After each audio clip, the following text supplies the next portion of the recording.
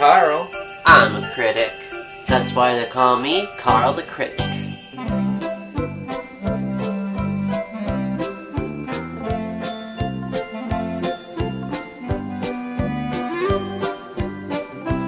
You know, I talked a lot about really bad TV shows. You know, talked about the Heil Honey I'm Home, and I talked about the Nut Shack. I'm tired of talking about something bad. I want to talk about something that's actually entertaining and good.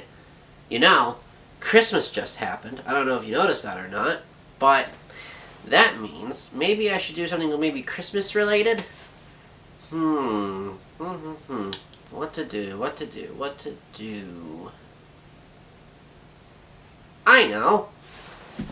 Something that ties into my previous review is that I actually briefly talked about Arthur.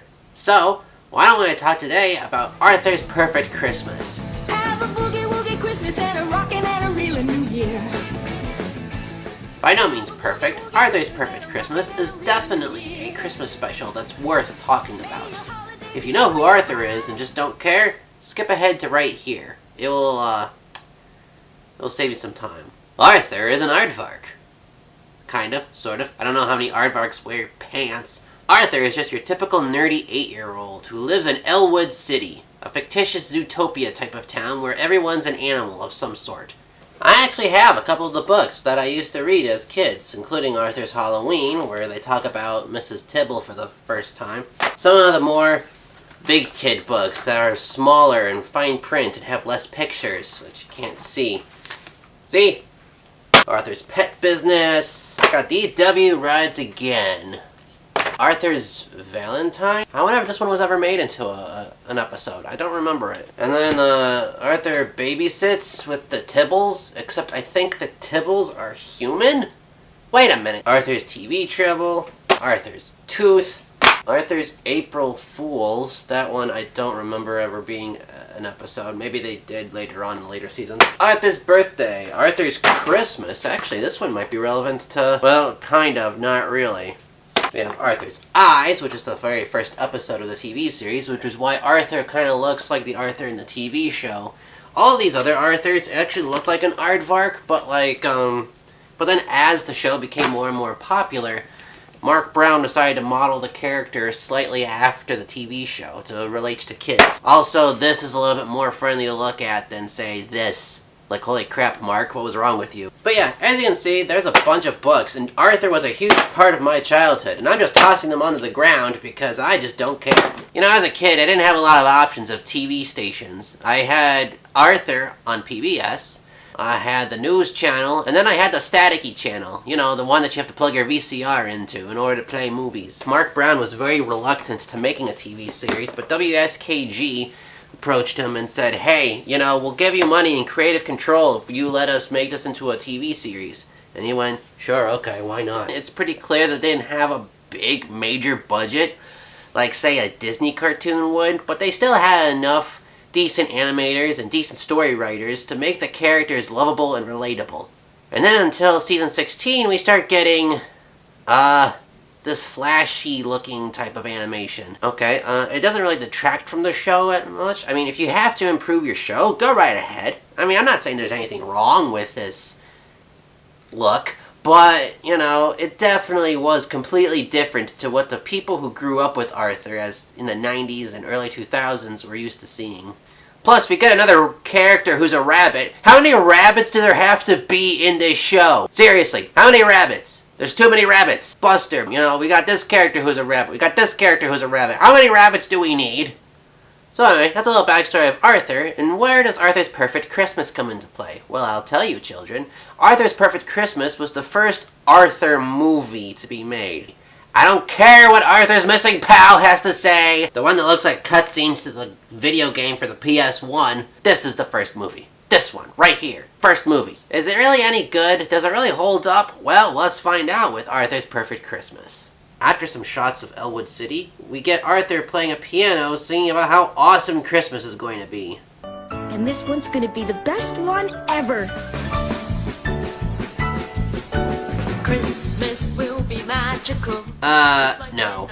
No. That's not even the same voice.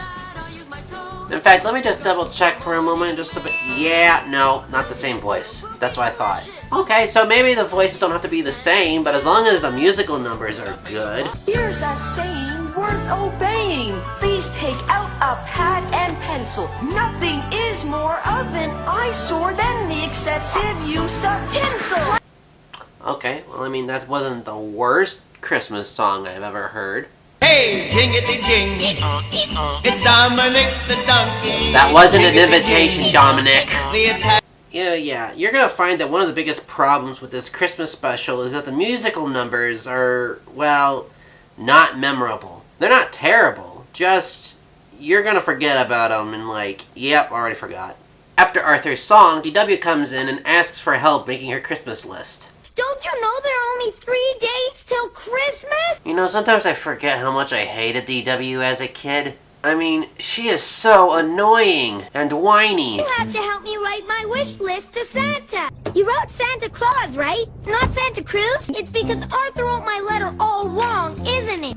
Come on, Arthur. I need ideas. I've only had 4 Christmases in my whole life. After delivering a letter to Santa, we find out that DW wants a toy that's as annoying as she is. Just scratch behind your ears and this is what you'll hear. I'm Tina, the talking tabby. Oh, Tina, Tina. This seems to be like the longest ad for a toy I have ever heard. I don't think the Hess truck commercials are this long. They're just as annoying, but they're not this long. Meanwhile, at school, Muffy Crosswire is inviting people to her Christmas party. And it's through here we learn something about Francine Frensky. My family's having a Hanukkah party tomorrow. Wait a minute, Francine's Jewish? Holy crap, I think the only other show that ever talked about Hanukkah as a kid was Rugrats. And I didn't even really see Rugrats as a kid. Anyway, Francine keeps telling Muffy she can't go to her party, only for Muffy to ignore her. And this is probably one of the strengths of the show. Not necessarily acknowledging that other celebrations exist, but how it seamlessly ties in all these plot devices together, and not forcing it down your throat. Different people do different things this time of year, and the show not only acknowledges it, it educates children and gives them the opportunity for us to learn about the characters. For example, no one really thinks about how stressful it is being a single parent at Christmas, but they talk about it with Buster Baxter and his relationship with his mother, who is so anxious that Buster isn't going to have a good Christmas that she keeps thinking that it is Christmas. I'm sorry, Buster. It's okay, Mom. Hey, at least I get pancakes for breakfast every morning. Ugh, I just can't wait for the holidays to be over. After school, Arthur and his mom go Christmas shopping, and Arthur finds a present for his mom, a glass bird that's exactly the same as the one that he broke last summer. Although, let's be honest, who puts a glass bird at the edge of a table like that? You would put that somewhere like in a china closet, or, here's a thought, why not right on that hutch? I don't see any of those things breaking anytime soon. Mom loved that bird. Yeah, she loved it so much that she put it right at the edge of the table where anyone who farted violently would knock it off. After waiting in line forever, Arthur buys the bird. With pocket change.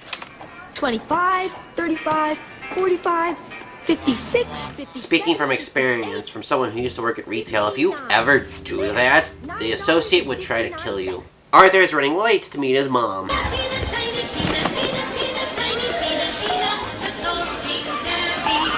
Oh, Tina, Tina, Holy crap, was Arthur trained in the Marines? You will not laugh. You will not cry. You will learn by the numbers. I will teach you. You got a war face? Ah! That's a war face. Now let me see your war face. Ah! Bullshit. You didn't convince me. Let me see your real war face. Ah! You don't scare me. Work on it. Arthur meets his mom, and she reveals that all the stores were sold out of an item that she needed. Oh gee, I wonder what item that could possibly be.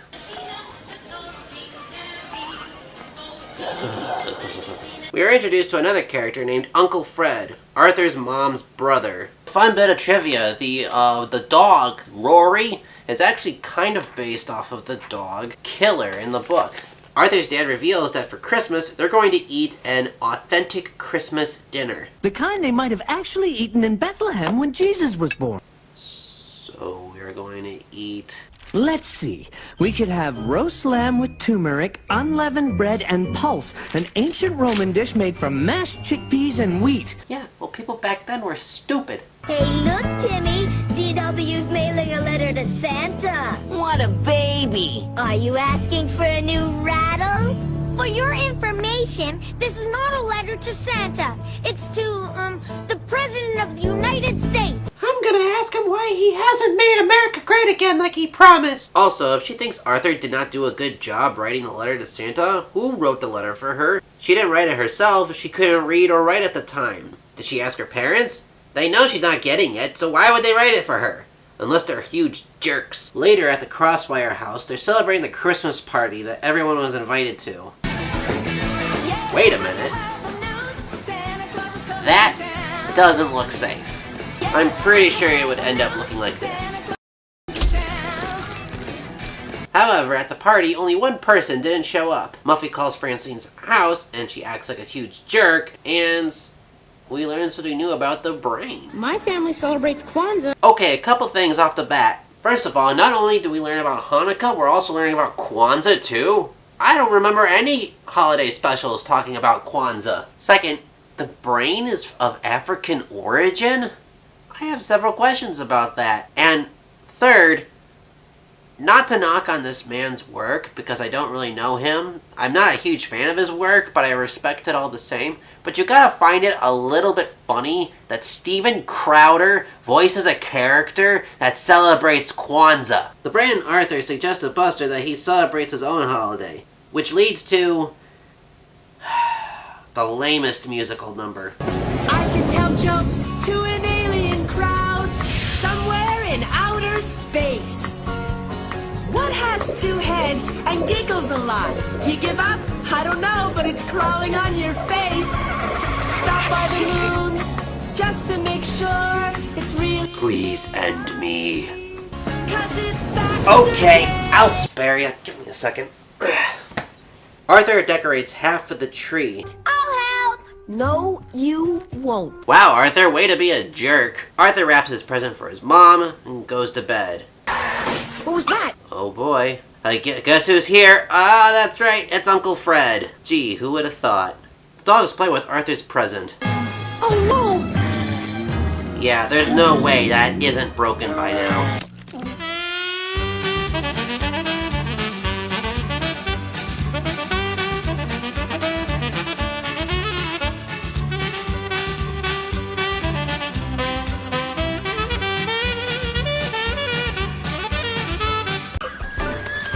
We're breaking free! Arthur hides the present and puts it in a safe place from the dogs. The next morning... Wake up, everyone! It's Christmas! Okay, who runs like that? It's Christmas, it's Christmas! And we then get a funny misunderstanding, which leads to DW...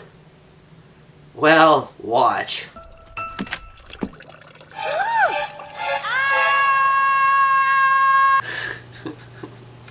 Here you go, Internet. Just have some fun with this.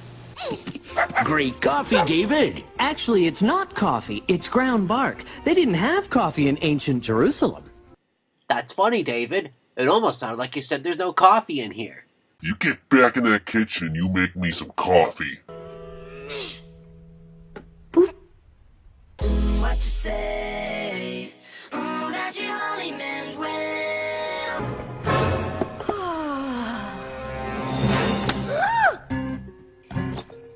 Oh, please, please, please, just don't be.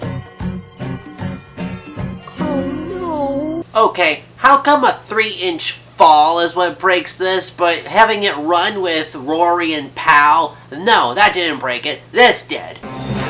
I call baloney. After waiting a long time, Uncle Fred goes to check on Arthur. Arthur, what's wrong? This is what's wrong. Yikes. Maybe we could glue it back together. No, it would look terrible. Everything's ruined. Gee, that's a shame. But you know, Christmas is about more than just presents. I know, that's what grown-ups always say, but she was really gonna like this. This, actually, is a really sweet and touching scene, especially coming from Fred, who we've established is clumsy and breaking things all the time. It really means a lot more coming from him, saying that things are going to be okay. DW opens her present, and it turns out to be what she wasn't expecting. Although at first she's disappointed, she comes to love it right afterwards. Arthur is about to explain the situation until... I've got something to tell you. Wait a minute. There's still one more present under the tree. That's right, Uncle Fred to the rescue, putting Arthur's name from his present onto his own present.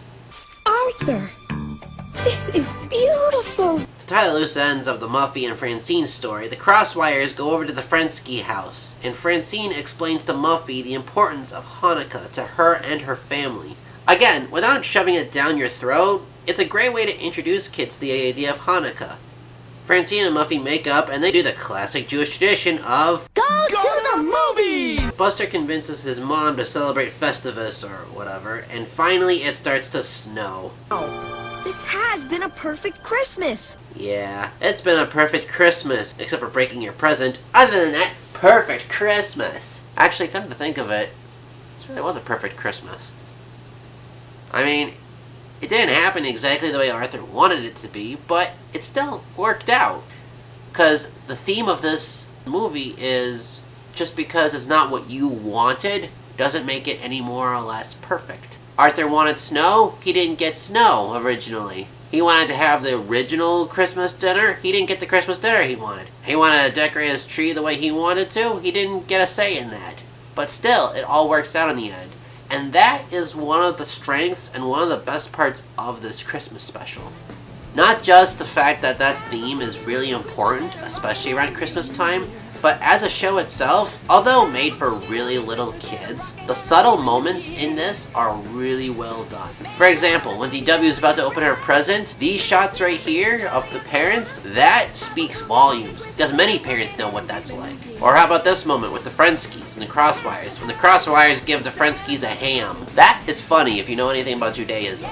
You could nitpick over the film's problems, like how come Einstein and Gandhi are humans, but it's hard to hate on this. It's innocent enough to teach kids about the holidays while not being preachy and over the top.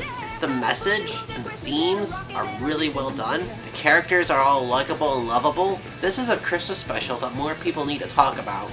I loved the special as a kid, and it still holds up today. So if you have kids, buy a copy online and check it out.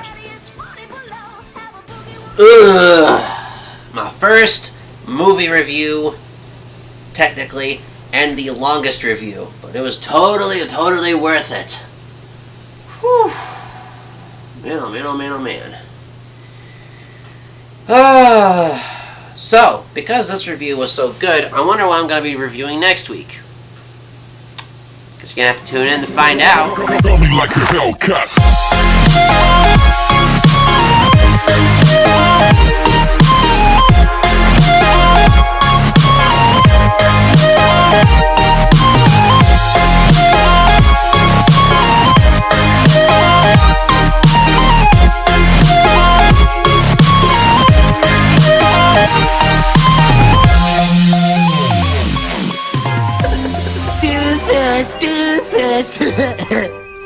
Binky, what are you doing here? You're not supposed to be in this fantasy. Oh, sorry. Try my peach cobbler? Get out!